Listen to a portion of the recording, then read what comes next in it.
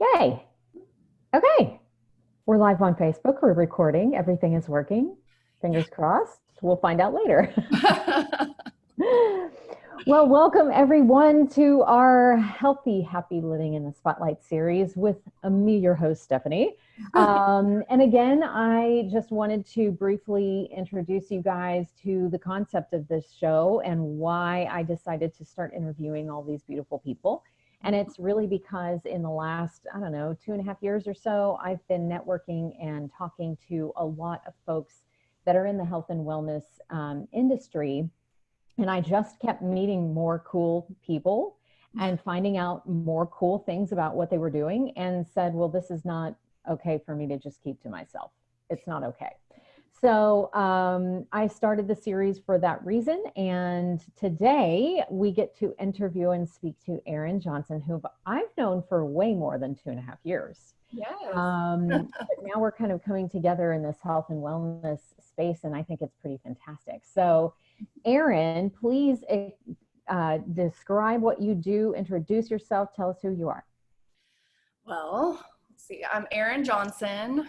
I have a lot of hats, but I'm here to talk about counseling and therapy. I am actually a LPC intern, which we're about to be called LPC associates, thank goodness. Okay. It's like a high school kid holding someone's hand. What does that mean? You know, what is that? Basically, after you get your master's and all these lovely hours there, you have to have a kind of Is it sort of like your supervisor for like 3,000 hours. Woo. Yeah. So I actually also have another job where I am a real estate appraiser. So I'm taking my sweet time getting the 3,000 hours, which is awesome. That's how it should be. These are people's lives, and you get to. I really have an awesome group that I work with. So we all check in. We all are able to support one another, and obviously can't know all the answers for the super individualistic cases and people and beautiful souls that we meet. So Sure. It's so nice to have that. And like you, we started this new journey it's called Firefly Movement. And so the two women that I really work under just have such hearts to reach the community. Like they want to do a little more preventative mental health, in whatever way we can. So we've done a lot of reaching out and teaching and groups, or go to big churches, I don't know, public events. It's been really, really neat and really awesome to see how much that's received now. Like awesome. Obviously a need, and people are opening up to like, that's okay. Yeah. Well, especially in these times, it's so important for us to focus on mental health and all of that. It is so important. So your work is very, very important. Yeah. Now tell me just quickly about Firefly and what that signifies. Well, so one of the owners, it's a really neat background story. And there was just this really precious kiddo that unfortunately passed away. And but she just had such a neat soul and really affected one of our supervisors. And she wrote this poem and song. She's a songwriter too, and called Firefly. And she just really has always had this vision of opening that up. And so she actually has started a national holiday called Firefly, where you nominate fireflies in your life, like those that have shown light to you in your life and affected you, and ways that you can do that daily or send it out or publish it. It's really, really neat. That's so cool. Just a lot more positivity and gratitude. And anyway, so they just have such a heart to all those sessions, and in the client therapy room, that's super, super important. But I think for them so many years of doing that and putting the Band-Aids on or fixing the problems, they want to focus more on preventative and making people healthier from the get-go. From the get-go, yeah. I'm all about that. So yeah, That's it's really wonderful. fun to be a part of because you get to do so many different things. And Yeah. I think that's a part of how we got really involved in the Enneagram, which I know is how you and I started talking. Yes, about this. Yes, I love that stuff. So we've done, oh gosh, it's just been such a blessing, such a great tool for us, and done so much with that as far as community too. I mean, not just in our therapy room, but but and self growth. Oh my gosh, it's changed my life. So yeah, it's very helpful to have those tools. Absolutely. So okay, so just let's refocus onto you for a bit. So where did you grow up, Erin? Mesquite, Texas. Really? I did. I have cousins that grew up in Mesquite as well. I sure do. Wow. I did. I was born all the way Baltimore, Maryland, but I mean, I lived in Mesquite since I think 2 or 3 years old. So that is where I grew up. Yes. You might know my cousins. Who knows? I know that Mesquite is not that big. That's awesome. Well, cool. And then now, where are you located now? Well, I live in McKinney area, but our office is Plano. So it's in Plano. Okay. Not that matters right now. Still not right. Out of our home. So, right. Exactly. So we're all sitting pretty in tight here. Yeah. Okay. Well, what would you consider with everything that you do, because you do a lot, what would you consider as one of your superpowers? Like, I read that. I love that question because we have such a hard time even saying, like, what's one of your strengths? Yeah. Superpower. I mean, that's like owning it. Superpower. Yes.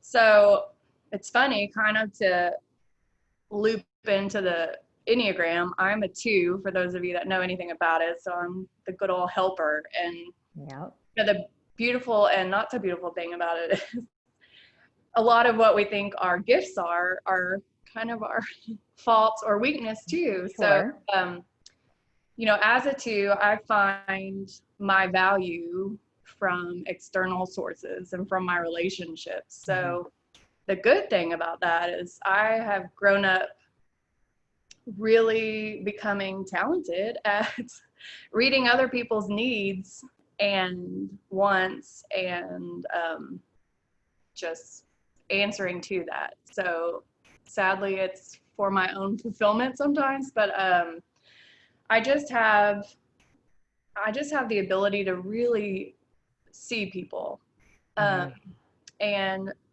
be able to kind of step back and see the picture as a whole, and which is just extremely helpful in counseling and somewhat empathic. Like sometimes I didn't even know that was a thing. Right. But sometimes I literally can feel what they're going through, which can be hard sometimes.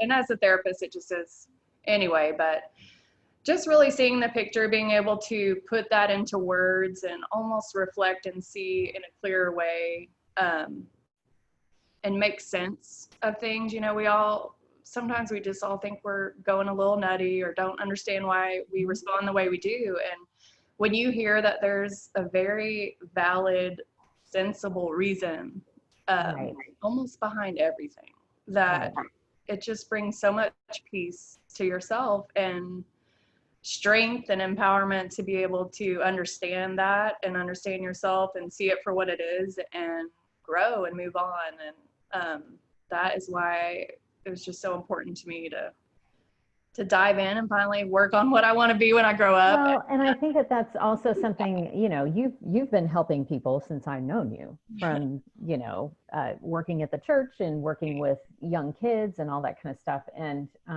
something that I was actually speaking to some of the leaders on my team about is that those of us that do that and do choose to step into that role, we also have to understand that taking on all of those problems can be a real challenge, and it can really, really put you in a tight situation if you're not keeping track of all of the problems that you have piled onto your back. Right. when you're in that position. So it's been years of you doing that, but it's also, I think that recognizing your superpower, and then being able to connect the dots so that you can work in it, and you can, do that hands-on work with, I think that's fantastic. Good job. Good job.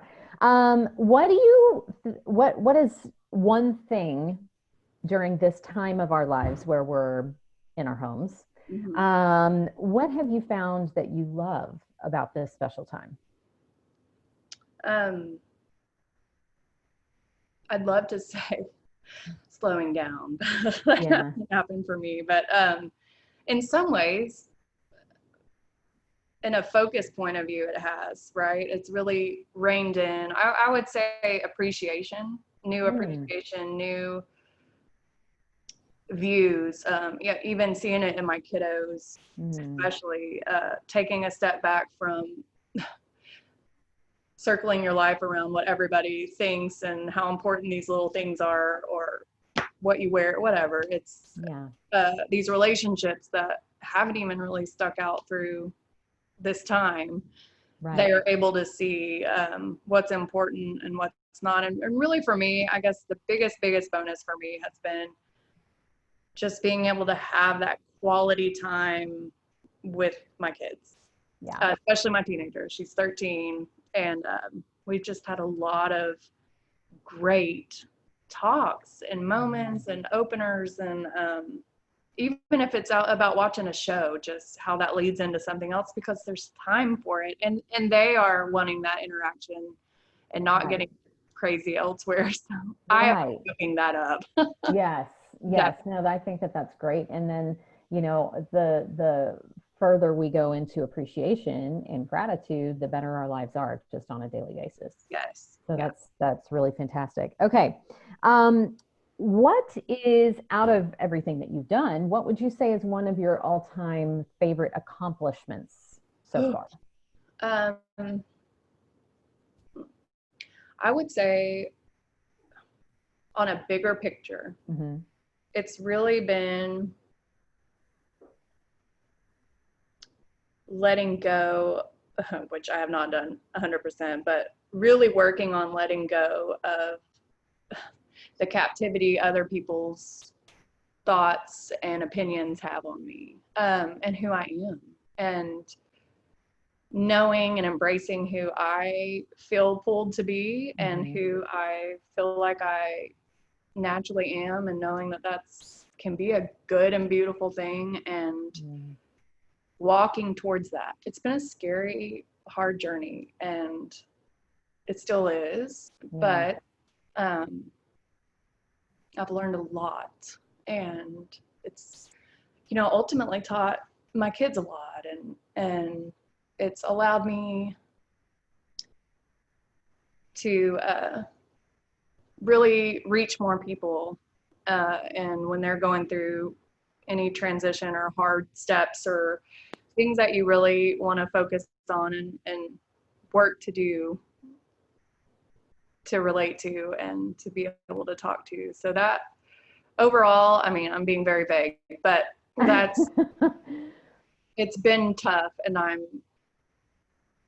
it's still tough on a daily basis, but I've grown a lot, and I'm glad I'm doing it, and I'm walking in who I am, and that's been a process. And that's a process, and it's the most beautiful thing that can happen to a person, in my opinion, because once you can hone in on who you are and what your gifts are and what you have to offer, it kind of goes back to that superpower of, accomplishing this on a daily basis is a huge deal.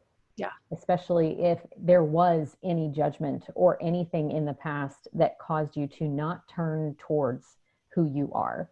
Yeah. I think that's amazing. So that's lovely. I love that. And I know you're being vague for a reason, and that's fine. That's fine. Well, there's because it would take 2 hours at least. Right. But no, it's a good, I mean, even for example, just becoming a counselor, right? I mean, it takes so many hours and work and money, and I'm going to make a lot less. Right. But I feel called to do that. I feel passionate about it, and I'm glad. And it was scary. I mean, how do you know if you even are good at it? But right. You know, I followed what I felt pulled to do, and I'm glad that I did that. So I mean, that in itself. But I mean, otherwise, I would say accomplishment. I would say it's a lesson that I learned. More than an accomplishment. I like that. You know, again, especially as a pleaser and a two, I'm kind of like, what? I think everything's my job to fix it or help. And so to really step back, I heard this lady speak one time, and she was speaking about something totally different. It was like dependency counseling or something. And I kept hearing her repeat, that's not my job. And so I just learned, it just clicked with me, you know, as Oprah would say, the aha moment. It's like, what is my job? And so I'm able, just learning that phrase, like in most scenarios in my head is going on, Erin, what's your job here? And that is how to love that person the best. Or, you know, in counseling, you want to, or even when you're talking to friends, right? And you're just like, or your kids, and you're like, you need to do this, or you see maybe what they don't see because they're emotionally webbed into it. And but to be able to say, what's my job? My job isn't to just tell people what I think they should do. It's for them to find that in themselves, and because if you aren't convinced of it and feeling empowered to do so, then what good have I done you? Right. And I mean, my plan is for you to not have to come back to my office one day and be able to see this in the future and know how to do that. And you know, especially when you are working with teens, I work with a lot of teens, and that's so hard. I mean, you just want to protect and teach, but instead, what's my job? My job is to not do that, to not give them the answers, but to help them find them in themselves and know that they have the ability. And that's been really, really neat to see how different it is in all aspects of your life, but how powerful that statement is, and how releasing it's been for me. To feel good about certain things I want to fix are not my job. In fact, it's that person for me to do so. And feel good about that. I mean, it's I wish I could find this lady. I don't even remember who it was and her purpose, but she sure changed my life. For whatever it is worth, that is like the second or third time I've heard that in the last 4 days. So, you know, clearly I need to hear it too. Clearly. Clearly. But that's something that I have to work on too, is that it's not, you know, it's not my job or it's not my problem to take on. Again, with that empathic tendency or the desire to help someone else. You know, sometimes we take those things on when they're not really. And you don't even realize it's actually not helping sometimes. Right. Well, and what's interesting, in the long run, I think what's interesting too is when it can tie into, for me at least with my story, it can tie into the way I learned work ethic. And the way you learn that if you see something that needs to be done, you just go do it. Right? And that works if you're in a scenario where there's a group of people working towards a common goal, but that doesn't necessarily work when you're working one-on-one with someone else and they need to come to their own conclusion. Right. So that's a great apparently lesson I'm supposed to learn right now is live. This is live, people. This is live. Well, okay. So, you know, a little bit more of, you've told us that this has been, you're pulled to do this, but what is that pull? What happened to cause you to want to to strive to be the best, you know, counselor that you can be? Well, you know, I think it's been helpful that it's been such a fight to get here. So why would you not want to do it well? But really, I mean, these are people's lives and futures, and many times they are coming to you in some of their darkest times. And so it's hard to not want to be your best, right? I don't, at least I don't feel like I have the pressure all the time as like a doctor, like you might could take a life or save a life, but in some ways, I mean, and we do run into that obviously, with suicide ideation and stuff, but it's tough. And gosh, you want to know that you have the right tools, and aren't going to mess it up further or make it harder for someone. And I guess it's just in my heart to do that anyway, to be that. But was there something specific that pulled you to this direction?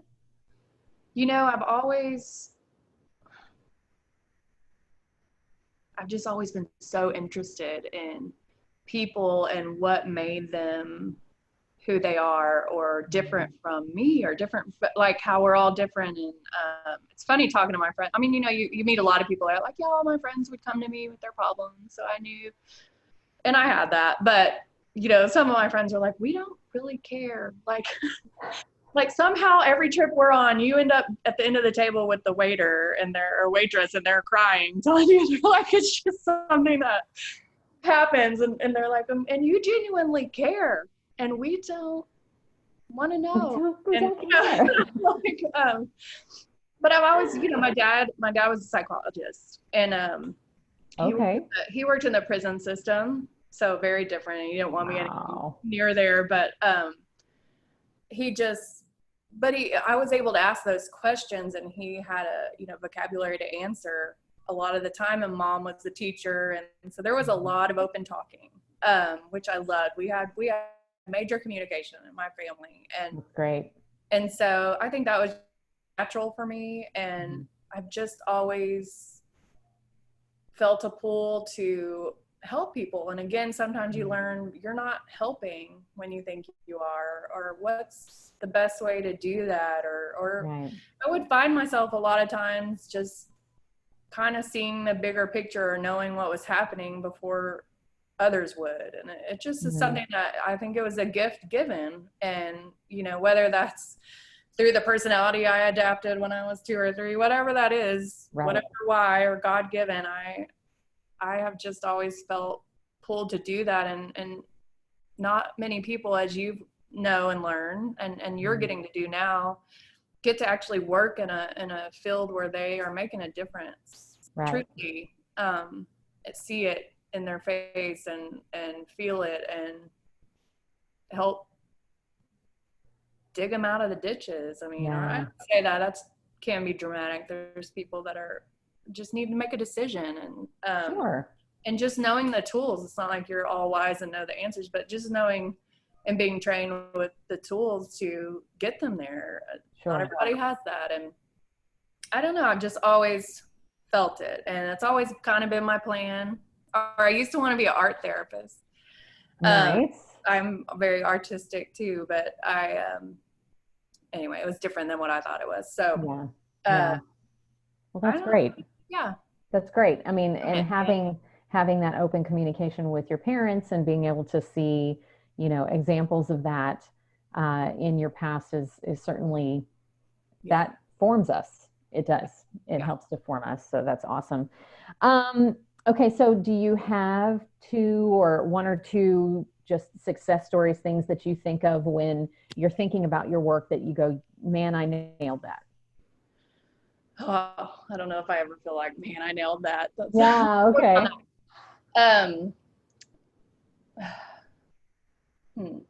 Well, sadly, I wish I could give you some examples, but I guess they're kind of private. Well, we have to be very careful.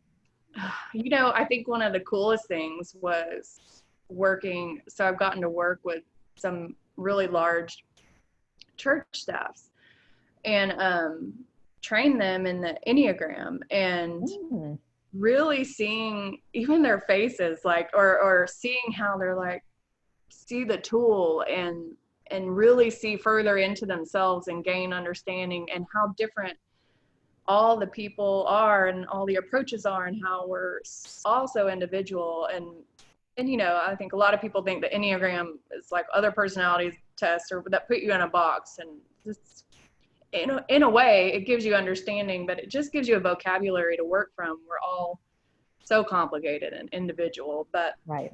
just to know your underlying motivation and your coworkers and what are their strengths and yours, and to respect that and have a new language around that has been huge. And like you said, working in a church or anywhere in your job, that you start to carry those things on your back. You start to hear all the struggles, and your hands are tied in many directions, and even how to help. And you just, what do you do with that? We're not, the layman person is not trained on what to do with that. And so seeing the power of that, the changes with that, and them come together in a short amount of time was really cool. That's it was really neat. And you know, just being able to, again, I think the hugest success, I mean, it's on a weekly basis or with clients that just gain understanding. And know that there is some tools that they can have and some power they can gain back to be able to get out of whatever they're in that they feel hopeless about. It's amazing. I mean, that's incredible that you're giving that opportunity that you're helping to guide someone to that answer. Right. To see, I mean, I've been there, and it's, you're like, oh my gosh, there's a way out. And it's like crazy. It's normal. Where's the door? I make sense. Yes, absolutely. Well, you alluded to something that you said was a lesson learned, and you know, my next question is just, again, for the layman, for you know, that idea of failure, but I always like to think of the lesson that we learned from the failure. So is there something in particular that you carry with you? You know, in my eyes at the time it was failure, but realizing you can't help everybody. So much of it is, if they want to be there, if they want, it's they're in control. And that's been painful. Or, you know, sometimes, especially, I work with teens as well, and when you see the family system or what's going on, and like no one's willing to change, and feel pretty powerless in that. They do too, and I do, but just, again, accepting, that's been so helpful for me to just sit there and be like, well, what's my job here? And did I do it? Everything in my control. I mean, I teach my clients this all the time. What's in your control, Hal? You know? And it's hard. So I guess to see people, I don't lose, but that walk away, and I don't feel like I helped. That's been, it's been hard. And I'm certain that with each story that comes into your door, there is a lesson with each one of them that you are taking to build, so that you learn from it and grow from it. To help someone else. Well, that's awesome. Well, how is it that people can find you when they're interested in getting in contact with you? We do have a website. I think it's fireflymovement.org. I'm down there somewhere, as you know, about us, or I think you might have the link, I don't know. But you know, also I have email. It's erinjohnsoncounceling at gmail.com. Okay, great. And I don't know, do I plug myself? Well, what we'll do, what we'll do is we'll put your email address and the website link into the bottom of this video, so that people can reach out to you. Is there a certain type of clients that you most enjoy working with beside teens? Is there something in there? You know, as fate would have it, I've really worked a lot with anxiety, obviously depression, any life transition. I mostly work with females, women and teens, but I've definitely worked with males before.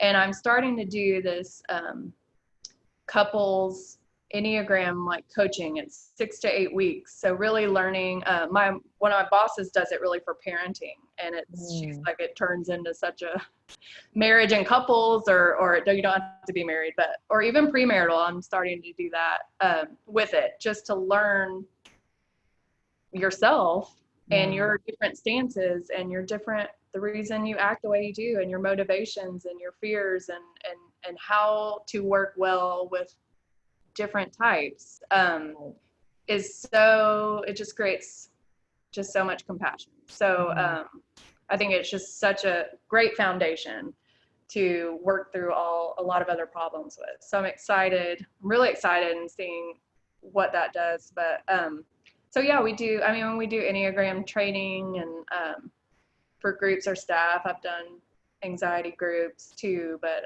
I mean, it's just most personal, everything's personal, but issues, and just someone who wants to grow or be healthier in whatever way that they're seeing is blocking them. Awesome.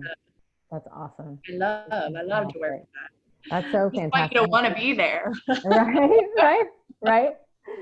Oh, I love it. Well, Erin, thank you so much for your time today and letting me ask you some questions. And I certainly hope that this leads people to you, or you to some people in a way, connecting those dots. Think about counseling. It's not it's not scary. Right. It's a great thing. It's not. It is. It's very important for people to talk about what's going on with them, for sure.